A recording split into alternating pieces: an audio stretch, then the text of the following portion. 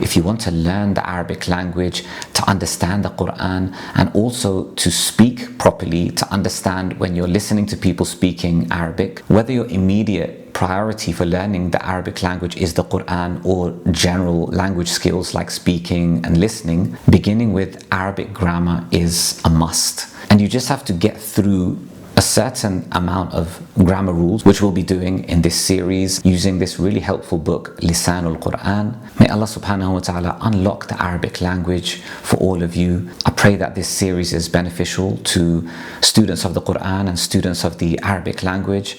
Barakallahu feekum. Remember us in your dua. And if you find this content useful, you can make a voluntary contribution to Quran Homeschool, which will help me to make a lot more content. The link is in the description. And don't forget to subscribe, share, and drop a comment below. This is your brother Sameer Khan.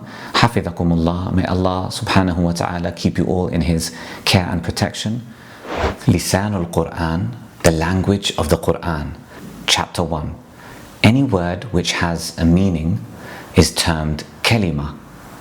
Broadly speaking, a kalima falls into 3 categories. 1. Ism, a noun. 2. Fi'l, a verb. And 3. Harf, a particle. A noun is the name of a person, place, animal, or thing without reference to any particular time. For example, غرفة, a room. Talib, a student. Fatima, Zaid, which are names. Imra'a, a woman. Rajul, a man. Taliba, a female student, etc.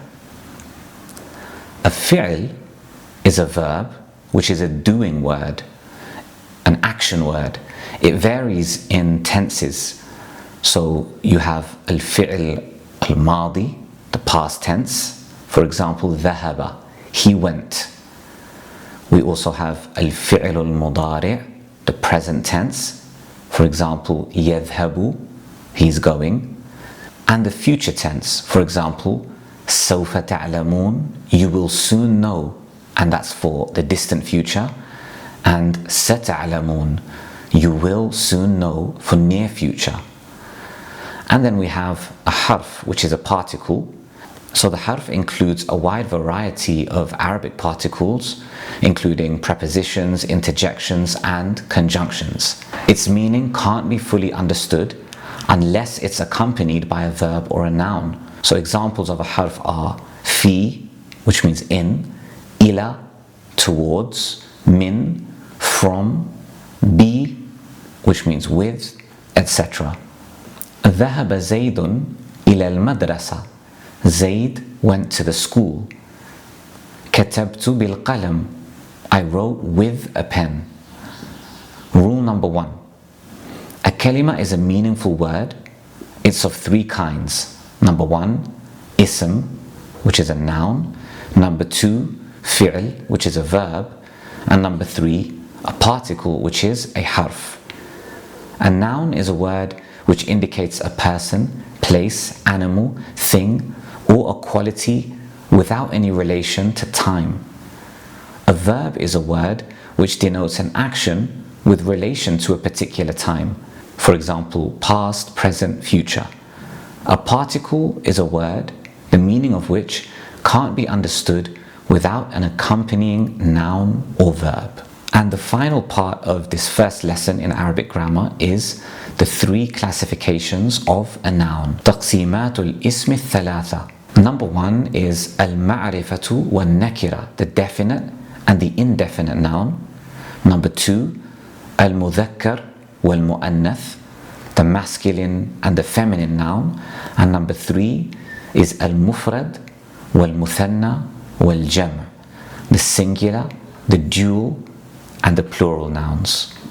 So this is the first chapter in this book entitled Lisanul Quran. Until the next video where I'll be going through chapter 2. Assalamu alaikum wa rahmatullahi ta'ala wa barakatuh. Welcome to lesson 2 of this Arabic grammar course.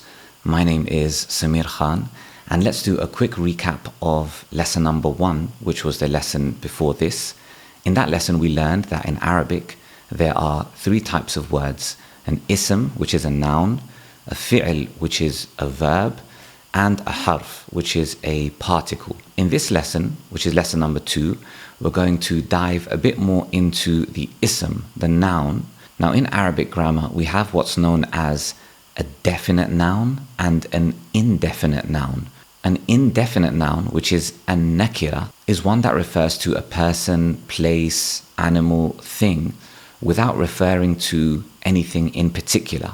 So we use indefinite nouns when we're talking about things in general and not about a specific thing. And so in English, usually words that are indefinite start with a instead of the. For example, farasun, a horse, talibun, a student, madrasatun, a school, rajulun, a man, madinatun, a city, kitabun, a book. And a definite noun, which in Arabic is al-ma'rifa, refers to a particular person, place, or thing. For example, al-farasu, the horse, al-kitabu, the book, Khalidun, that's the name of a person, and Karachi, that's the name of a city in Pakistan.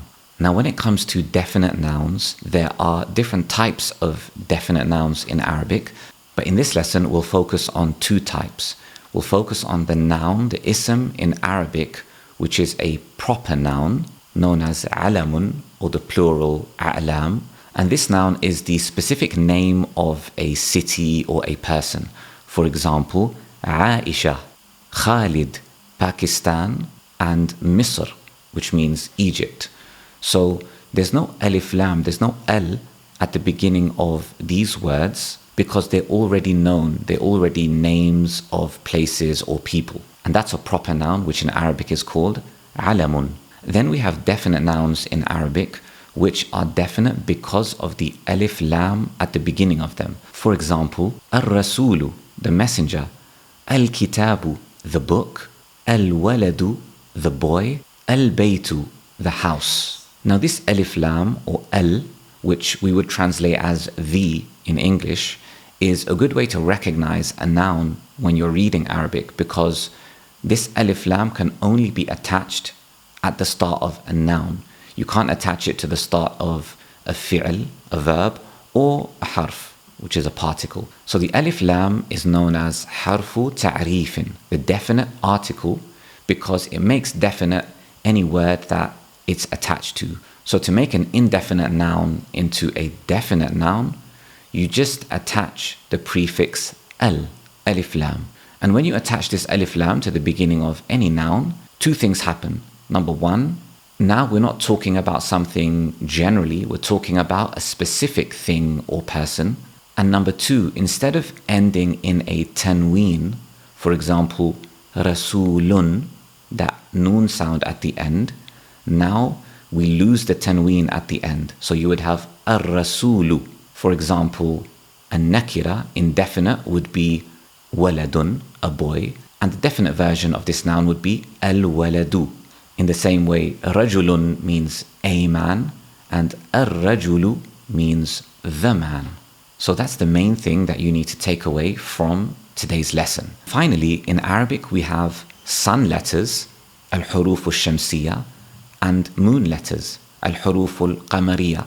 And this refers to the pronunciation, how you're going to say certain words. So when it comes to pronunciation, if you have a word which starts with a moon letter, then the lam of the alif lam is pronounced. For example, al-jidar. So the jim is a moon letter, and that's why we pronounce the alif lam, al-jidar, the wall.